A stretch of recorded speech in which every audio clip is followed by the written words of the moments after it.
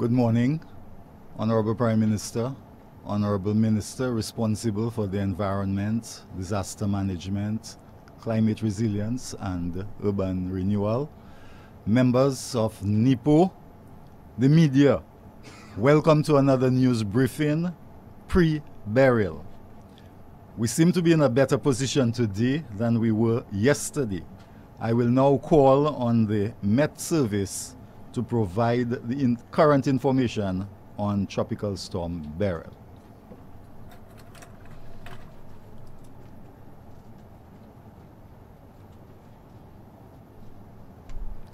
Good morning all. The 11 a.m. update on Tropical Storm Beryl. At 11 a.m., Beryl continues to move quickly west-northwestwards towards the Lesser Antilles, with no change in strength. Residents are advised to continue monitoring and preparations. At 11 a.m., the center of Tropical Storm Beryl was located in the latitude 14.4 degrees north, longitude 57.9 degrees west, and that is about 245 miles or 380 kilometers east-southeast of Dominica. Beryl is moving towards the west-northwest, now at an increased speed of 23 miles per hour or 37 kilometers per hour. The maximum sustained winds remains at 45 miles per hour with higher gusts and extends 45 miles or 75 kilometers from the center. A tropical storm warning remains in effect for Dominica, with tropical storm conditions expected in Dominica by this evening. The system is expected to produce strong gusty winds to tropical storm force, locally heavy rainfall, and rough seas across the island later. The first feeder band is expected to reach Dominica by 3 p.m. today. In addition, a flood warning will be in effect for Dominica from 12 noon today to 2 p.m. tomorrow, and a high surf advisory and a small craft warning is in effect from 6 a.m. this morning to 12 noon tomorrow. The next advisory will be issued at 2 p.m.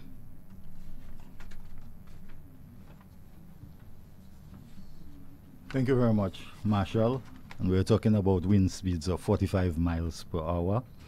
And in relation to the flood warning, we particularly want to call the attention of residents from Dublin, Collyho, Coolibistry, Layu, St. Joseph, Belfast, Check Hall, Benawavin, River Estate, Roseau, including Copthall and Bath Estate, Castle Comfort, Loubier, the two ravines in Point Michel, Soufriere, Pichelin, Bagatelle, North River, and Bourne. Would like residents of these areas to take note and take action whenever it's deemed necessary.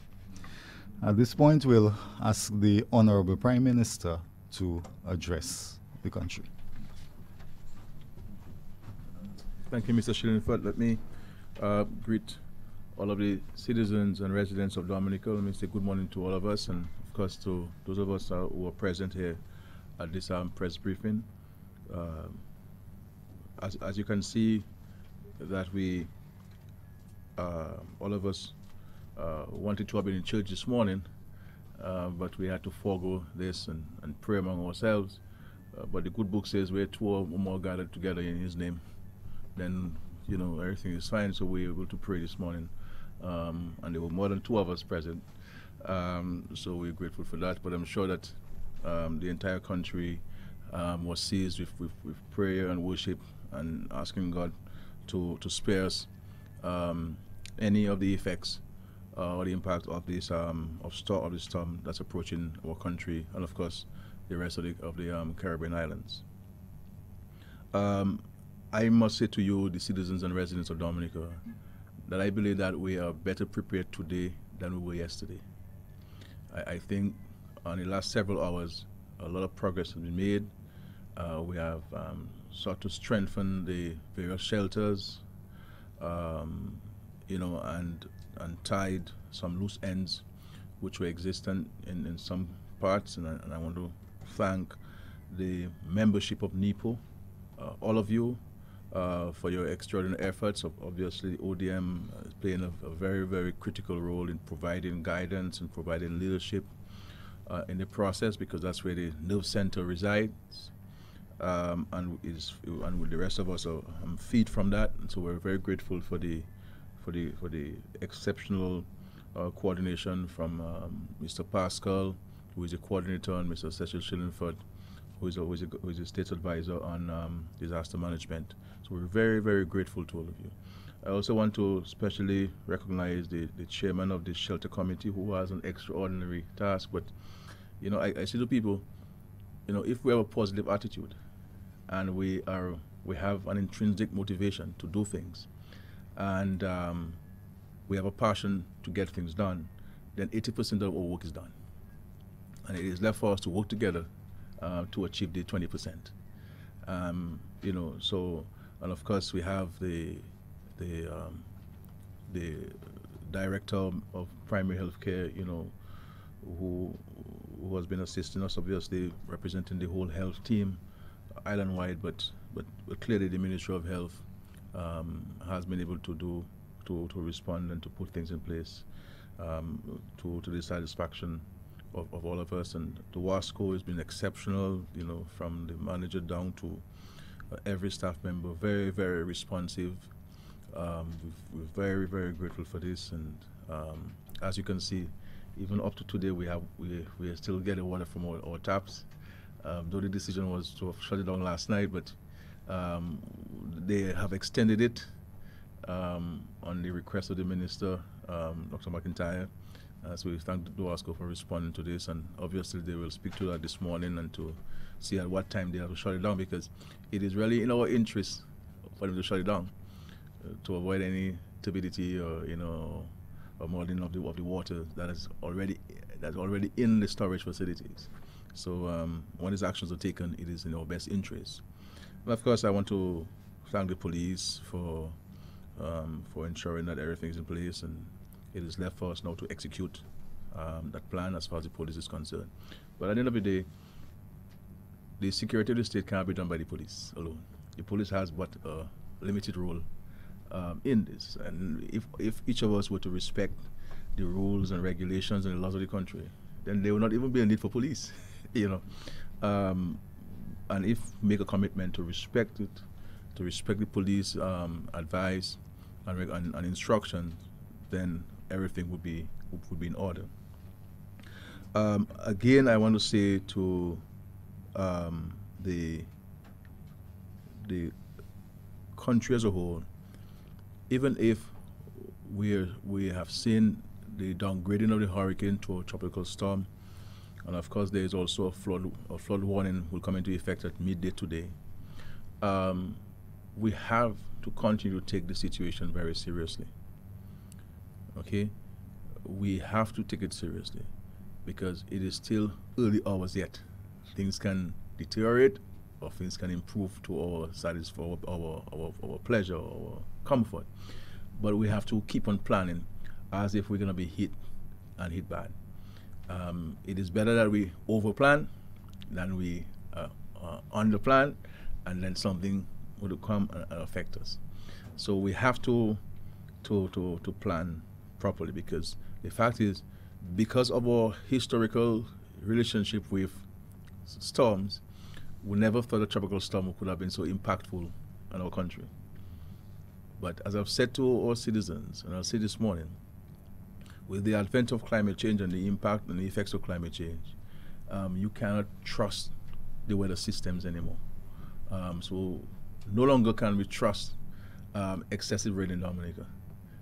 Before, it would rain heavily for weeks in Dominica, and all the water would flow peacefully into the ocean.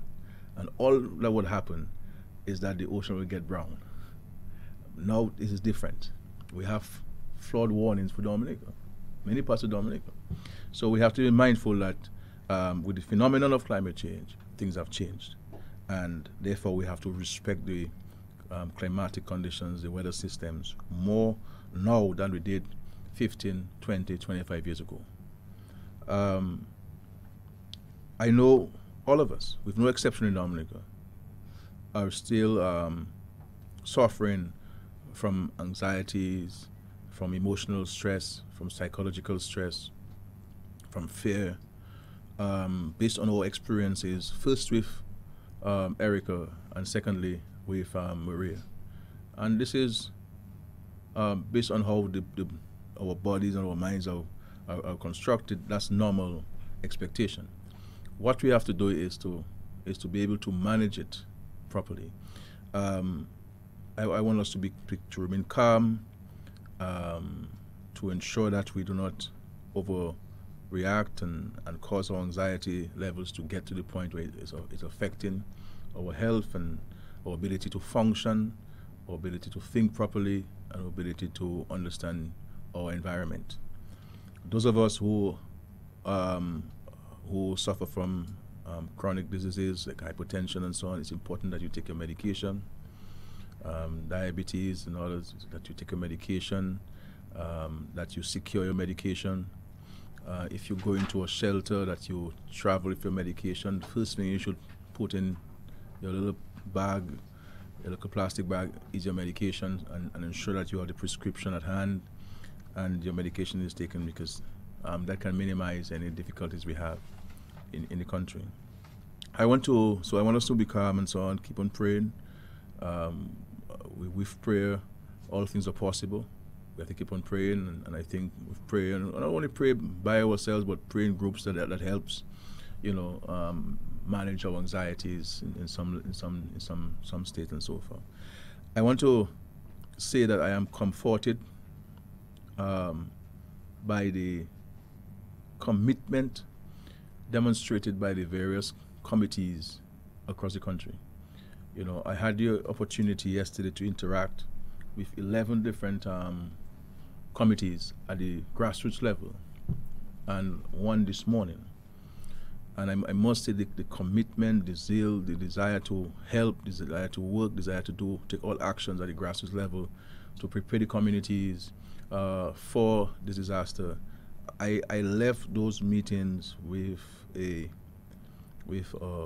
very peaceful mind, knowing that we have several people who are volunteering their time. This is not a paid job. These are people who are volunteering their time, many of whom are not employed by the state, but who are part of the community, and they figure they have a role to play and they're prepared to play the role. So I really want to thank you for that on behalf of all of us, because as I've said, we can do all of the planning we want at the NIPO level, and we can ensure that we have all the bases covered as far as NIPO is concerned. But if at the local level, this is not filtered down, and there is not the robustness of the planning at the local level and the commitment, then we'll have a problem. And I think that we have been able to build greater synergies between NIPO and the local level, and we have identified some gaps that we have been able to fill in the interim, but we have long-term solutions, medium-term and long-term solutions to this. So, for example, one of the issues that we have addressed is the issue of some minimal access to, some basic access to funds at the community level. So those communities will be empowered with some resources that they can acquire things that they will need to put in place, resources, services or goods they will need to acquire to ensure that their response mechanism, their planning mechanisms are better fulfilled. So that is being done, and of course the ODM will be in touch with those committees as to how they go about accessing those resources. But those funds have been approved, and the mechanism will be determined by the management of the ODM. Again, the curfew and the state of emergency will come into effect at 4 p.m. today, and it will be island-wide. I know that there was a publication which showed that it was for a particular locality in the country, but this is going to be island-wide. And we have to, as a country, do those things to better protect ourselves as citizens. Not only from issues of lawlessness, but even issues of executing our mandate insofar as the National Emergency Plan Organization is concerned. Because there are times those who are charged with the responsibility of providing services to us in times of emergency are unable to get to you because there are just so many people who are just sightseeing on the streets and on the roads. And you go to these communities and the people, the essential services cannot get through because, and you know, Dominica, every Dominican has 2 vehicles. So, you know, we have lots of vehicles in Dominica now and everybody's driving and so on. And so that creates a problem. So not only from a security standpoint, but also from the delivery of services. And if you recognize, is a growing trend in the world that that kind of proactive, preemptive actions are taken. Those kind of preemptive and proactive actions are taken to better able the providers, the service providers, the essential services, to meet especially those, or to reach especially those who are vulnerable if something were to happen. And we've seen it. I recall some time ago in Good Hope in Saint-Sauveur, when we had this slide and some homes were washed away. We had great difficulty in getting to this site because everybody naturally, and it's not a criticism, it's a natural behavior of human beings, to move and to see and to get as close as possible to the scene, not being mindful of the impact it has on assisting these people. And we had to get the SSU all the way from town to come in there to take charge of the location. So we have to be mindful of those things that all of those things. So, and I want to say to the people of Dominica that for me personally, as a human being, as a person from a philosophical, ideological standpoint, I am not in favor of controlling the mobility of people. People have a right to move and to move freely, and it's a fundamental right in international law. But these things are being done in this extraordinary circumstance to ensure that we are better able to, one, secure the state, but also equally fundamentally to ensure that we can provide better services and better responses in the event that we're called out to reach people who are in distress. So I want us to appreciate it and to look beyond our nose in terms of how we view this decision of the state in respect to the state of emergency and the curfew. But I will say to you, once we see this storm through, and ODM advises the police and the police thinks that we can lift the curfew, it will be done immediately. So we're saying it all the way to 4 p.m. tomorrow afternoon, but that can be lifted at 6 o'clock tomorrow or 8 o'clock tomorrow based on how things go, because our hope and our prayer is that we will get a little rain, it will dampen the soil and nothing will happen. That's what we're praying for now. A little rain, not much. And no wind, a little breeze. That's all what we're hoping for. But we do not know. Because as we've reminded ourselves, Maria moved from a category 3 to category 5 in 36 minutes. It almost literally skipped a category 4. So we have to be mindful of this. Because many of us felt, oh, it's a category 3, we can stay there, oh, we're all right, man, we can stay there and so forth. We don't have to move from the low-lying areas that are prone to flooding. If I see the river coming up, I will take my little bag and I will run away and so on and so on. So we have the time, so let us move. So the ODM has identified for us the low-lying areas, the areas that are prone to flooding, the areas that have been flooded during the trough system, during the tropical storm, and of course during the hurricane, that you have to move, and move now. Go to your relatives where the home is safe. Go to the shelter. The shelters were open from 6 a.m. this morning to move. Don't wait when you see the river overflowing its banks for you to try to run, because you may not have anywhere to run to. So let us be mindful of that. It is always better for us to be safe than sorry. The old little saying locally, better to be safe than sorry. So I will end by repeating that from where I stand and my assessment of things, and as you know, I don't give people marks easily. I am satisfied that the National Emergency Planning Organization, where we stand, things are better placed today than they were yesterday, because we have spent the whole of yesterday and the whole of last night and early this morning assessing things and ensuring that we respond with determination, with clarity, and with a sense of urgency to respond to the requests of the various publics out there. So I want us to keep on praying. Let us be safe. It's important for us to be our neighbor's keeper. It's important for us to be our neighbor's keeper, and for us to reach out we need to know in the communities where every single person resides, especially the vulnerable. We need to account for all of the senior citizens. We need to account for all of the sick and shut-ins. We need to account for all of the people with disabilities of different kinds, and be able to take them to safety now, and ensure that we provide for them to the fullest extent. We have to ensure that they have the medication. Ask them for their medical book, because our senior citizens, they like to keep their medical book. So let's look at it, see whether they have any medication, ensure that when we're taking them to safer homes or the shelters, that we carry along with them their medication and so forth. So at this stage, all we can do now is to tighten up the loose screws,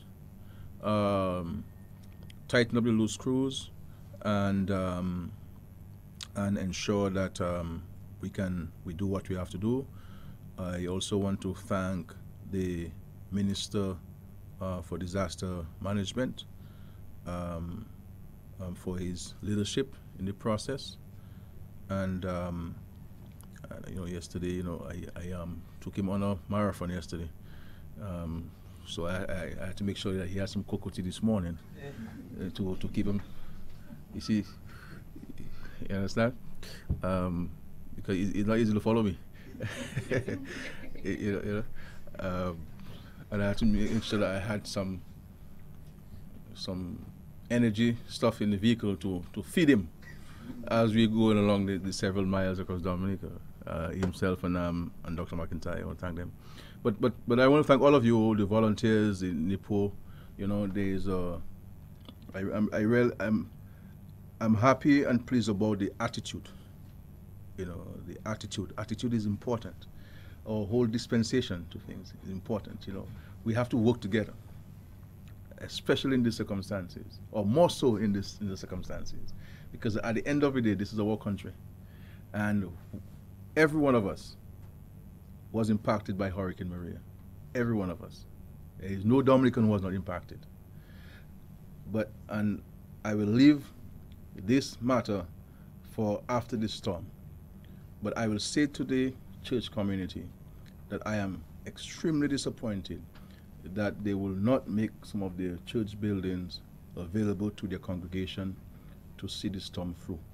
That when I go to communities, they're saying to me, and of course from the disaster committee, that churches are saying that you can no longer use these churches as hurricane shelters. We have to be reminded of the Beatitudes. We have to be reminded of the lesson of the Messiah to his disciples about, when I was in prison, did you visit me? When I was homeless, did you provide me with shelter?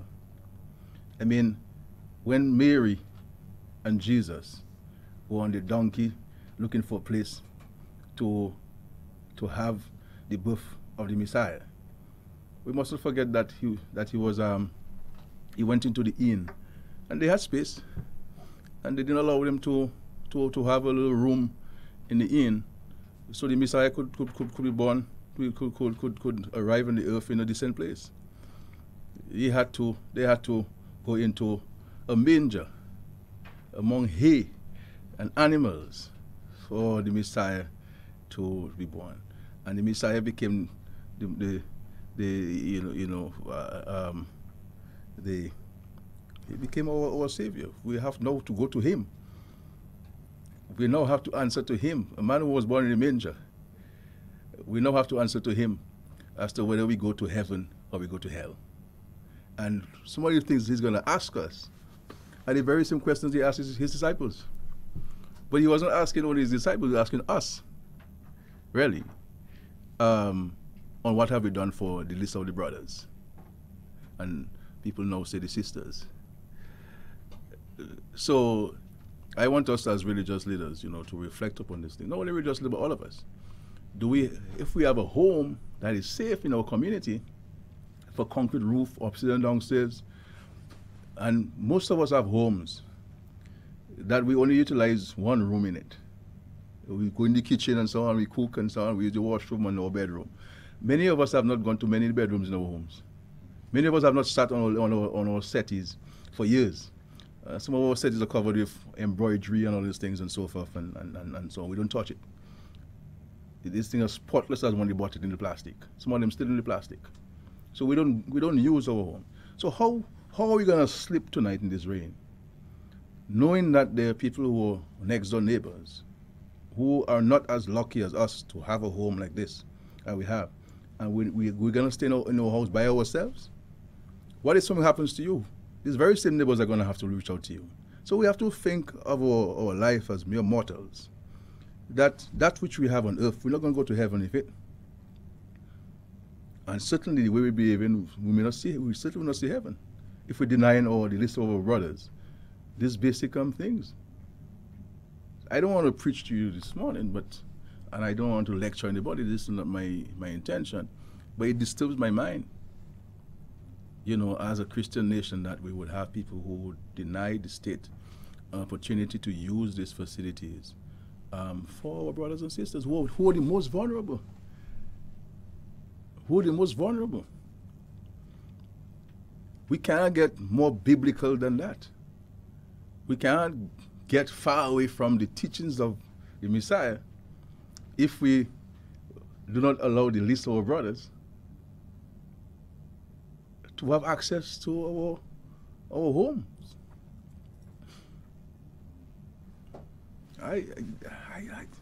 We have to watch this attitude in our country. Otherwise, all what we do in the physical, the building roads and building all these homes for people and so on, will come to naught if the human being, the whole spirit of man, are not in sync with these things.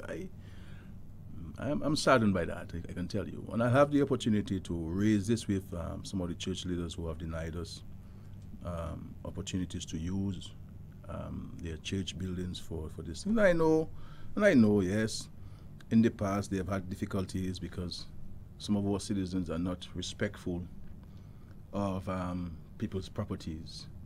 But that's besides the point. That's besides the point. We, in the world, you deal with all sorts of behaviors and attitudes, and even the church. I mean, the society is the church.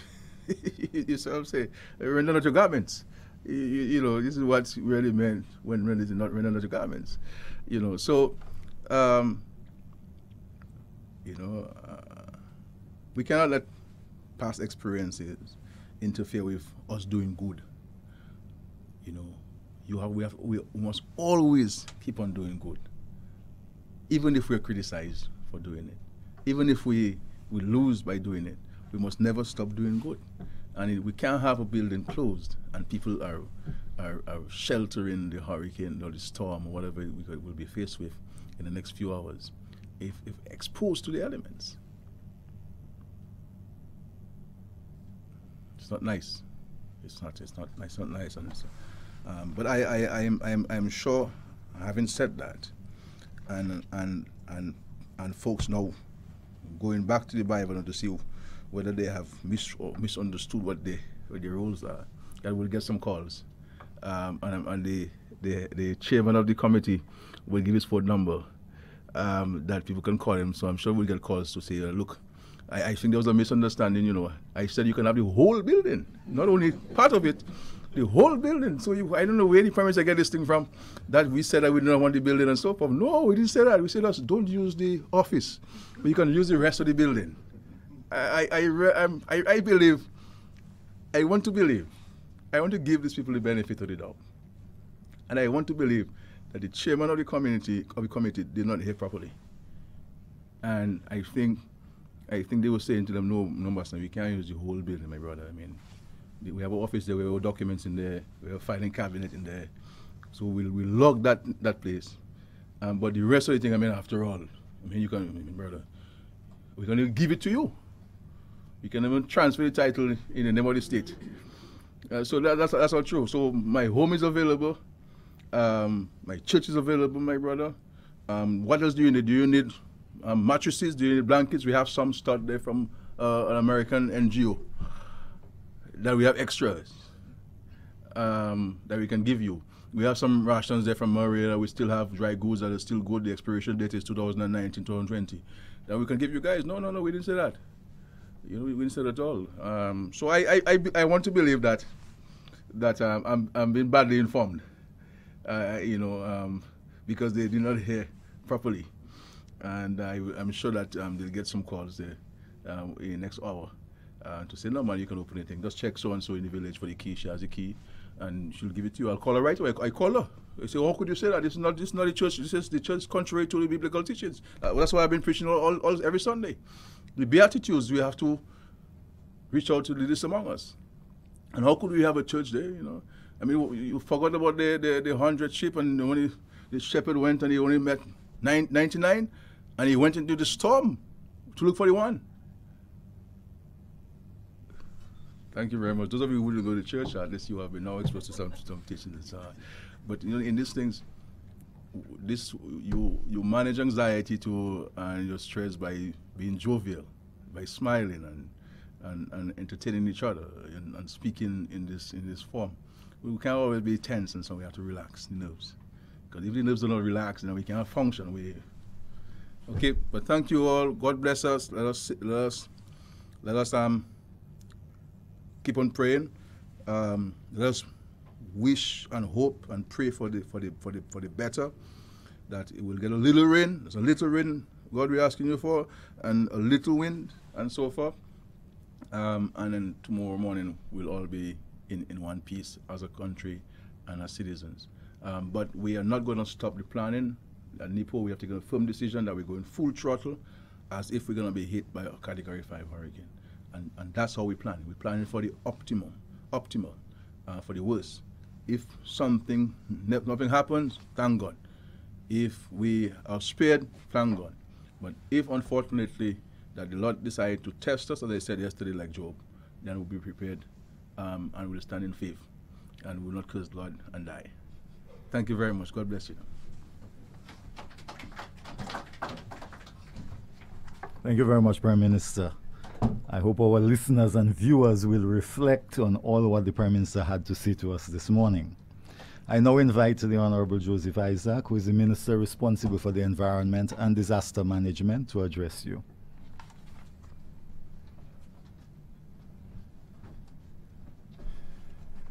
Good morning. Thank you, Mr. Chairman. Our Prime Minister has so eloquently and concisely updated you and tried to motivate the people across the country. And for that, I just want to commend our Prime Minister for the leadership he has shown. Yesterday, we actually went across the eastern part of the country. So we actually went to La Plaine, Grand Fort. After that, we went to Good Hope, Castle Bruce, Kalinago Territory, Bells, Maho, and Roseau Central. And this morning we did the area of Roseau Valley. So we are just trying to ensure that all last-minute preparation and also to audit the entire system to see where we were and to close off on certain last-minute items.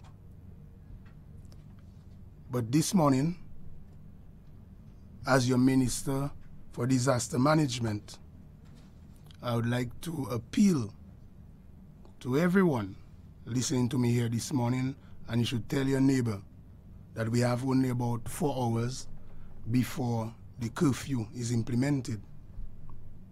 So I would like you to really do your last-minute preparation, tie up every loose end, and treat this storm as a serious matter. I would like everybody across the country to remain vigilant and to really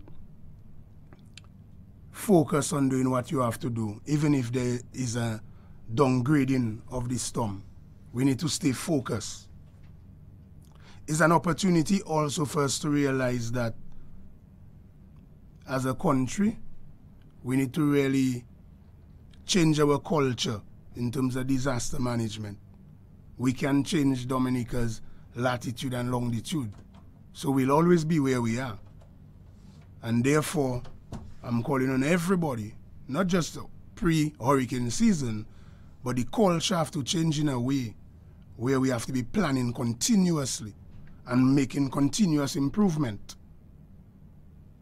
So I just want to just make sure that the people understand that, because the climate change issue is really real. I remember when I was younger, if you have, let's say, a heavy rain, I mean, what would happen is you just see the river get brown, the river water goes to the sea, and on the coastline you just see brown water, and maybe little waves. Guys, I remember when we were small, we'd actually do something called kowilam, even during a tropical storm. But now all conditions have changed. And therefore we have to really take everything serious, very serious. And disaster management now will be a way of life for us. So there is no running away from it. I think as the system is approaching us, I think it's an opportunity for us to really gauge and assess our readiness. At the NIPO level, I'm very satisfied that all the indicators are showing us that we are ready. I mean, if we look at from where we came from Maria to now, I think Dominica and Dominicans, both at the national level and the grassroots level, I think we have made significant progress.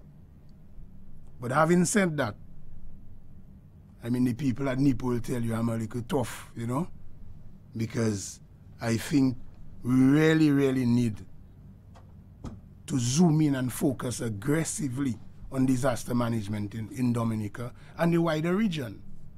Yesterday I mentioned that as your Minister for Disaster Management, I attended the CARICOM Council of Ministers, in which the ministers again reaffirm and reconfirm their support to Dominica. So all what we do today in preparation for this storm is to also send a signal to the region that we are really serious. And I think I'm completely convinced that the team we have in place is really the best team in terms of the work we have done so far. I would like to take, at this time, I would like to take the opportunity to commend the members, the chairpersons of the different committees, the NIPO committees. Also, and to specifically commend the leaders and the staff of the ODM. That's Mr. Pascal and Mr. Shillingford. And also the chairman of the shelter committee, Mr. Tuse, for significant work they have done so far. And I know we have little improvements to make, because you continuously have to improve your system. And I'm not talking just at the national level. I'm asking everybody, even at your home, at the household level, to reevaluate what happened during and just after Maria. And you yourself do your little checklist, See if, for example, you have water in place. See if you have to do some last minute thing in buying little dry goods. So we need to really do all that. I need to, at this point, call on all Dominicans who are more fortunate than others to open up your homes, and if you have dry goods, to lend support to the less fortunate. We are all in this together. I would also like to take this opportunity also to appeal to everybody to let us look at our less fortunate, but also the vulnerable people. And I think at this time we have, as I said, 4 hours. Let us ensure that before conditions worsen, let us move our most vulnerable people to shelters and to ensure that they are safe. I would also like to ask the general public, where people are in areas where the areas are prone to flooding, I would like them to not take any chances and move now. Move to the closest shelter so that you can ensure that you and your loved ones are safe. I would also like you to also, at this point in time, to go house by house to round up the elderly, the vulnerable, disabled, and bring them to the closest shelters. I'm calling on our young people and not so young people to adhere to the curfew which was announced and refrain from putting your life in jeopardy in terms of the bad weather, and also to be cognizant of the fact that we have one Dominica. And if you listen to me on radio and every time I speak about a nationalistic approach to development. We have only one Dominica. That's what our grandparents, our great-grandparents and our parents have passed on to us. We cannot at no time take opportunities to get involved in illegal activities, for example, looting. So I'm asking everybody to take that away from your mind. Let us all be our brother's keeper, and let us all do the right thing and stay safe. Stay safe. Yes, sometimes we are ministers and politicians, but we are really people just like you. So if, for example, my neighbor is hurt, obviously I will feel it. So that's why I'm appealing to you to stay safe, take care of your neighbors, take care of your family, and treat this disaster almost like a war against Dominica, where all of us need to come together and place our hand on deck. I'm asking also all parliamentarians across the country and parliamentarians across the board to play a leadership role, mobilize your community. We have around 4 hours to finalize some issues. All the village council leaders, the religious community, sporting groups, everybody, put your hand on deck. And as I say, let us change the whole culture in Dominica of disaster management and preparation. It has to be something that it at the front of our development strategy of trying to build a resilient country. So we'll be building a resilient country, building a resilient people, but a people with love and looking for their neighbors and loving their neighbors as themselves. Thank you to everyone. Stay safe. Thank you very much, Honorable Minister. At this point, we will call the various chairs of the subcommittees of NEPO to make some brief presentations.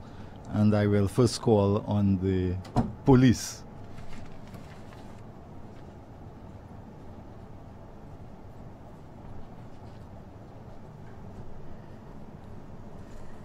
Good morning, or it's afternoon. Let me recognize members of NEPO. My name is Davidson Valerie, Acting Deputy Chief. In light of the impending passage of Tropical Storm Beryl, I can tell you that the police force is prepared to respond in event we have a hit from the storm. We certainly pray that the storm would further disintegrate and that we would, if anything, have just some showers. But in event it does not, we are prepared to respond from the police perspective. Later today, we will have the state of emergency declared, and also we will see the implementation of the curfew order. This is in an effort to ensure the safety of citizens and residents of Dominica and to enable law enforcement to ensure that there is law and order in the country. We will have our various deployments. We will do our patrols as expected of us, and we will have our vehicle checkpoints.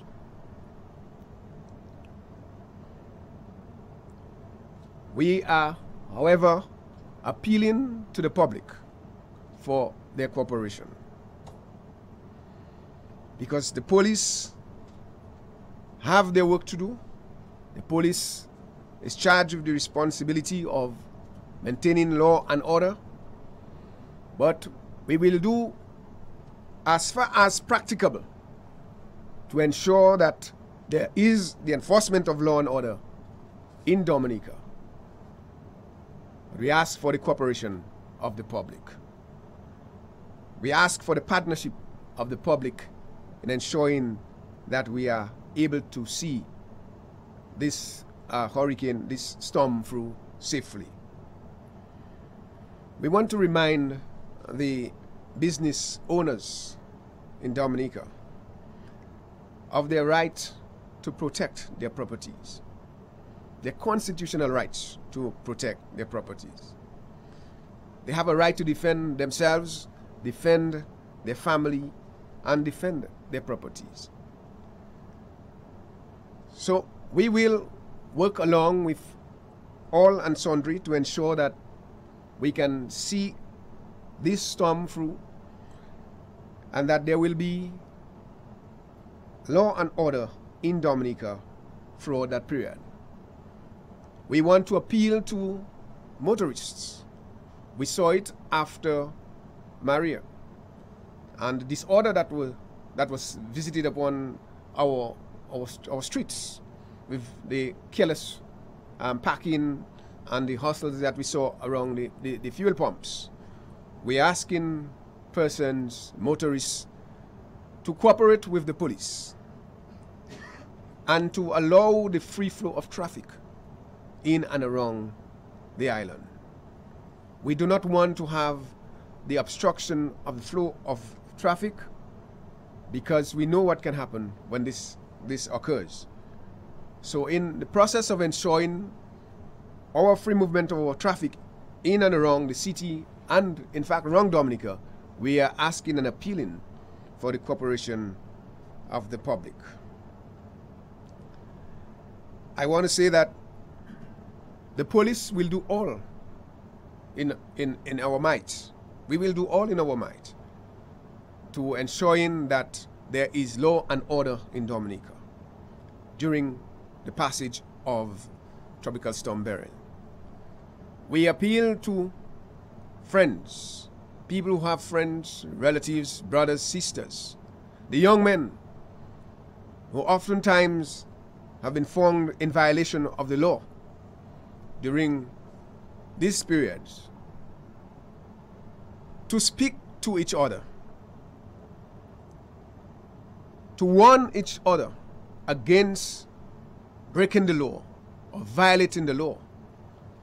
We want to appeal to persons to observe the curfew order, because persons who are found in violation of the curfew order will be arrested and prosecuted. The specific times of the order will be stipulated, and I have been told it will be from 4 p.m. to 4 p.m. tomorrow, 4 p.m. today to 4 p.m. tomorrow. And I'm hoping that everyone will understand that the law is in place to ensure the safety of our citizens and our residents, and also to ensure there is law and order in Dominica.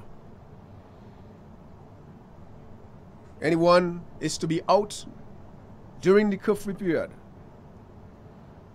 they ought to be one, a police officer, or someone who has a permit from the chief of police. If these two situations are not met, these two provisions are not met, you will be arrested for being outdoors during the period of 4 p.m. today and 4 p.m. tomorrow. So I am asking that all our citizens and residents work with us if we are to be successful in our maintenance of law and order in Dominica. Work with us, cooperate with us, and we pray that God would bless and guide our country at this moment. Thank you.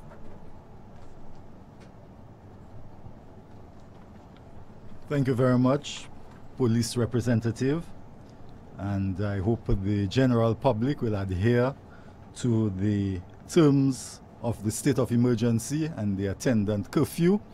4 o'clock this afternoon to 4 o'clock tomorrow afternoon, unless it is lifted earlier. So this means that people should stay home and see the storm through and continue to stay home until the all clear is given and the curfew is lifted. I hope that's very, very, very, very clear. We'll continue with the chairpersons of the subcommittees, and we'll call Public Works.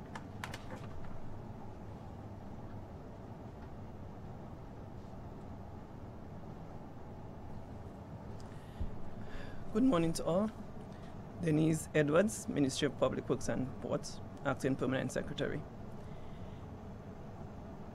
Tropical Storm Beryl is forecasted to reach us as a high rainfall system. The Ministry of Public Works has taken heed, as based on our experience, these high rainfall events would normally result in numerous landslides as well as extensive flooding. Heavy equipment has been placed in strategic locations across the country, and the operators are on standby. We have also basically placed clearing crews, including chainsaw operators, across the country. Notwithstanding, in preparation for the event, we are still asking residents to look around in their area. If your drains are blocked, if there's debris along the drains close to your vicinity, you may want to take a look, because this debris could divert the water into your own premises and cause some damage to your property. It is essential, and I just want to repeat what Mr. Shillingford said earlier, it is essential that people living in close proximity to waterways, could be ravines, could be culverts, that you take precautionary steps. And one of these, it could be to evacuate to safer areas, and we're strongly recommending this. We have experience with some of our rivers and ravines, and so I want to list them again this morning and to basically urge the people living along these rivers and ravines. We know we've done extensive dredging, but we are saying that upstream, a lot of material still remain upstream along the mountainsides. We have no idea the extensive, the amount of landslides we will have, how much damming will take place upstream. The soil, based on what we've seen, already saturated based on the rainfall we've had for the week. And so we are urging residents along the rivers at Dublin, Colliho, Culibistry, Layu, St. Joseph, Belfast, Checkhall, Benawavin, River Estate, Roseau, including Copthall, Bath Estate, and remember Paradise Valley as well, Castle Comfort, Loubier, the two ravines at Point Michel, Soufriere, Pichelay, Bagatelle, the North River in Portsmouth, and Bourne. This is not an extensive list, but residents in these particular areas, as you know, these areas are very prone to flooding. It will not take much rain to flood these areas. And so as a precautionary measure, we are asking you basically to try to relocate for this period tonight. Early action, remember, is going to be a night event, and as you saw and you shared with us your experiences, a number of us through the Ministry of Public Works, you shared your experiences. During Maria was a night event. You didn't realize the water was rising and water came into your homes. And so we're saying that this is going to be another night event. And so unlike Tropical Storm Erica, where you were able to see the water rising, we will not see it tonight. And so as a precautionary measure, we would really like to urge you to consider evacuating along these rivers and ravines. I thank you very much. Thank you very much, Public Works. I just want to, based on the information given by Public Works, I just want to say that shelters are open. If you think you are in an unsafe area and you need to go to a safe area, you can go to friends and family. You can go to the shelters, which have been open from 6 o'clock this morning. At this point, let me ask the WASCO to tell us about the water situation.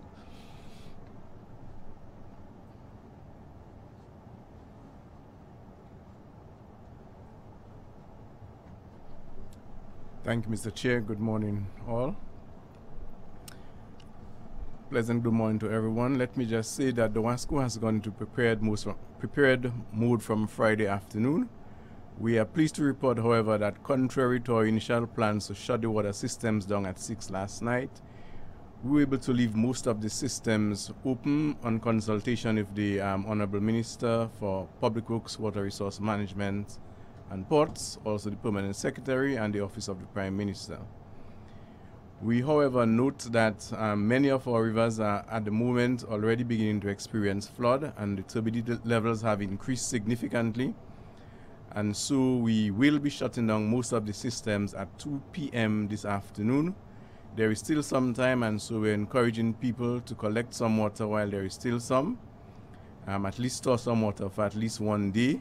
We're hoping that nothing too significant will happen and we'll be able to restore water sometime by tomorrow afternoon. We are also advising the public that we do have some water in storage, which we will manage carefully and cautiously after any eventuality. And we are appealing to people to adhere to the rules on the management of such resources. Do not bathe at water storage tanks. Do not open and tamper with the valves at these tanks like we saw happening following Hurricane Maria. We will attempt as best as we can to provide water to the entire public. The best way we can be by trucks or mobile tanks, but please leave that to the WASCO to deal with and do not interfere with the water that we'll have stored prior to the storm. We have generators, mobile generators that we will use. We have ensured that those are in working conditions, and we'll use those to pump water as soon as is possible. Again, we are appealing to the public to refrain from tampering with those. We've lost quite a bit post-Hurricane Maria.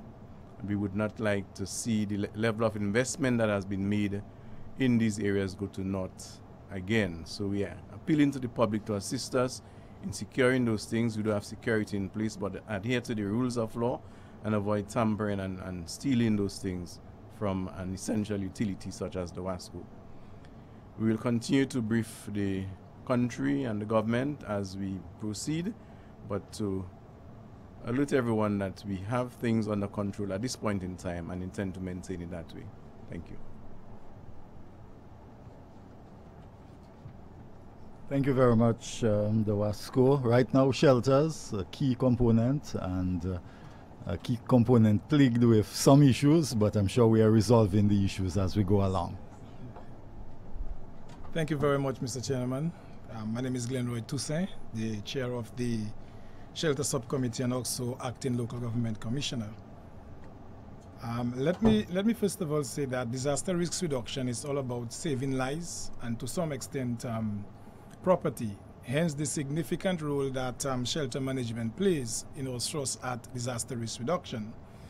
I need to advise or inform the general public that shelters are activated throughout the island. In fact, the shelters were opened as early as 6 this morning, and we really want to appeal to the general public to make use of those shelters. We have opened those shelters for the safety of the citizenry, and it's only fitting that the people who require shelter take advantage of those shelters. In fact, myself coming to this morning to Tong, I went through the various shelters. They were opened, however, there were few people in the shelters. By that time, I'm hoping that a lot more people would have been in those shelters, because we clearly recognize, based on lessons from Maria, that a lot more people would require to be safe. And safety, as I said, is the prerequisite in disaster risk reduction.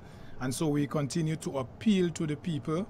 If your home is not sound and safe, you have a few hours to ensure that you are the shelter. We do not want this chaos and distraction that the shelters has. Hence, we are encouraging people that they should have started already moving, or they should have been in the shelter. For those of you who have not been to the shelter, who have not made your way to the shelters, please do so, because it's important that we ensure that our people are safe as we go through this adverse event. We want to really recognize the effort of our shelter managers and assistant managers, those individuals who are volunteering their time and the effort to help others. We really want to recognize you, and we need to tell you that your work will not go unnoticed. We clearly recognize that, because you are playing a significant role in ensuring that our people are safe. We want as well to recognize the efforts of those individuals who are opening their homes to their families, their friends, and their loved ones. We really want to recognize that effort, because we believe certainly in the human element of life, the caring and the giving in life. And certainly for that, we are really indeed grateful for those persons who have offered their homes to persons who require being safe in this time of need. We as well want to recognize the efforts of the various disaster management committees. Those committees are working closely in the communities in ensuring that the people are safe, in ensuring that people go to the shelters, particularly the vulnerable people. And of course, indeed, Mr. Shillingford and both the acting PS in Public Works did mention the fact that for those persons in low-lying areas, we have made shelters available. For example, in Coolbistry, the Monrachet Resource Center is available for the Coolbistry residents, and that can sit in a number of people. In fact, that was open to the residents of Coolbistry for Maria, and it is still open for the residents of Coolbistry. We want again to inform the general public that the list of emergency shelters, they were revised and they have been given to the media outlets, primarily the radio stations. So we're asking people to listen to the radios. We're asking people to be familiar. You should have already been familiar with your shelters, but if not, we want you to familiarize yourself with your shelter and get to those shelters at the soonest, because we want to ensure at the end of the day that people's lives are safe and that we are protecting people from the system that is going to affect us. Again, I wish to appeal to the general public to make use of the shelters, and I want to ensure that everyone take this very seriously. Do not, as I said, do not go to the shelters late minute to create chaos. Oftentimes in Dominica, we seem to have a culture where we like this fanfare. We come late and we come in several numbers, and that creates destruction, distraction for the good administration of the shelter. So we are really appealing to the general public. Those of you who are not at the shelters, you need sheltering, please within the next few seconds get to those shelters, because we have made them available for the use of the general public, and we are hoping that when you are at the shelters that you will adhere to some of the do's and don'ts in the shelters, and let us all be each other's neighbor, each other's keeper, because certainly we're here to ensure that all of us are safe as this system approaches Dominica. We want to wish everyone safety, and please, please, please go to your shelters. Thank you very much. Thanks very much, Glenroy. I want to say that the residence of the Prime Minister in Viecas is a shelter. And if people need the sheltering in that area, you can also go to the Prime Minister's residence there. In terms of shelters also, would want people to go to the shelters before the curfew starts at 4 o'clock. So if you need to go to a shelter, try to get yourselves to the shelter before 4 p.m. this afternoon. At this point, we'll call on the representative from the Health Subcommittee to make a presentation.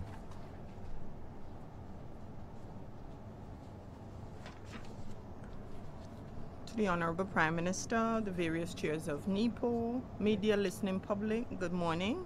And I trust that we are fully prepared by now. I am Dr. Laura Esprit, Health Disaster Coordinator for the Ministry of Health and Social Services, as well as the NEPO, as well as the chair for the NEPO Health Subcommittee.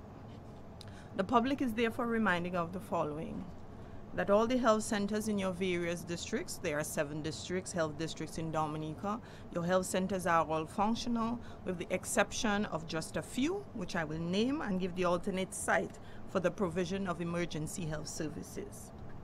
The Rosa Health District, we have Point Michelle. Services will be given at the Point Michelle Resource Center. For the community of Warner, at the Warner Health Center, despite its state of refurbishment. Scott's Head, at the Downstairs of the Catholic Chapel. Mount Prosper, at the Pentecostal Church. For the St. Joseph Health District, persons from Kulibistri, you will continue to use or utilize services from the Catholic Presbytery. And those from Portsmouth, particularly Penville community, we have the basement of a Mr. Lipson Lewis, and Dodan, the refurbished or refurbishing health center. As it relates to services, elective services such as your surgeries, outpatient clinics, regular doctor's clinic, those have all been cancelled, both at PMH as well as primary health care. Stable patients have already been discharged. At this time, only emergencies are expected at both the primary healthcare level and the Princess Margaret Hospital. Again, all pre-scheduled activities are cancelled and the focus remains on emergency services. So for example, a patient with a skin rash for the last 7 to 10 days, this is not considered to be an emergency. Unlike a rash now that would have been developed in the last few hours. This could be termed what we call an allergic reaction, and would definitely necessitate emergency care. And obviously, now is not the time to seek medical care for persons with ulcers for the last 2 months. Now is not the time for that, or to come to get your monthly medication for hypertension and diabetes. Okay, we're in emergency mode at this time. Specific to patient care, just to inform you that disasters will bring about additional and increased stress and anxieties. That's a fact, especially in light of the fact that 10 months ago we were impacted by a Category 5 hurricane.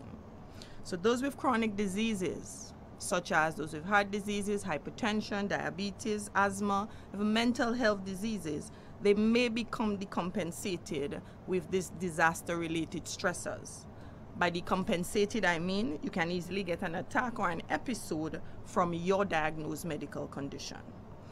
As such, clients are reminded to secure their medical books, their medical tests, their medical assessments, and their medication in a secure place. This would include your insulin, your Ventolin puffs, etc. So wherever you may go, be it to a shelter, a family house, to your church, please walk with those essential items inclusive of your medication. Okay, have clean potable water as well for drinking to avoid what we call communicable diseases like gastroenteritis, diarrhea and vomiting. Okay, because safe water is important to remain healthy.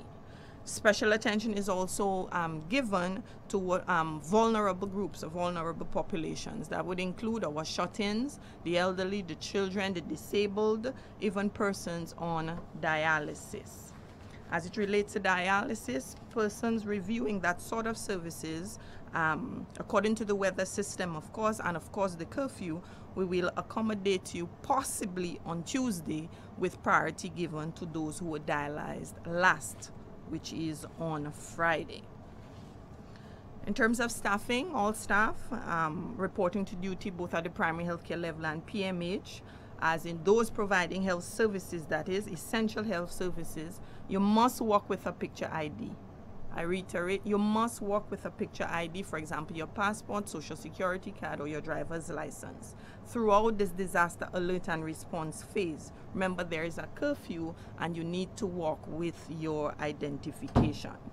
The Permanent Secretary for the Ministry of Health and Social Services has directed that all the nurses, as previously instructed by their supervisors, should ensure that they are available for duty and should therefore leave their homes early enough today, which is before 4 p.m., to be present at their workstations. Please make your way to work, again, before 4 p.m. Accommodation will be sorted for those who have to report to the PMH by the matron. Please hold your personal effects and your personal essentials when reporting to work. Those with difficulties are asked to contact the matron as soon as possible. Nonetheless, at 3 p.m., all those who are to report to duty today should be at the roadside for pickup by the previously assigned government bus. Okay, and this starts from Dupla on the west coast to Roseau to the Princess Margaret Hospital for 3 p.m. and that's for staff only. All healthcare providers, including your ward aides and nurses, and those that are on vacation leave, are asked to report to their heads of departments for placement and assignment for the next 24 to 48 hours.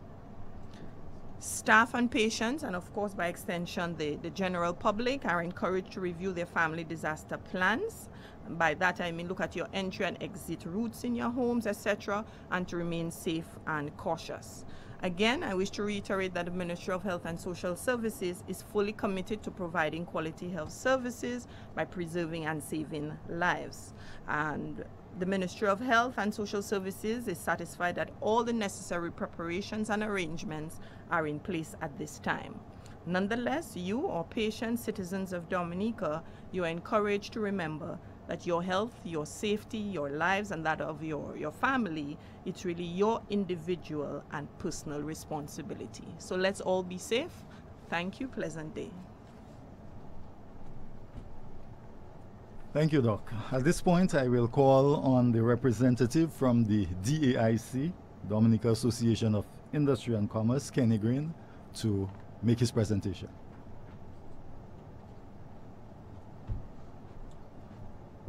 Good afternoon, everyone.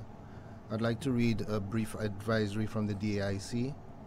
We encourage the private sector to stay abreast with official weather advisories and implement all necessary precautions to protect yourselves, employees, and business assets during and post-Tropical Storm Beryl.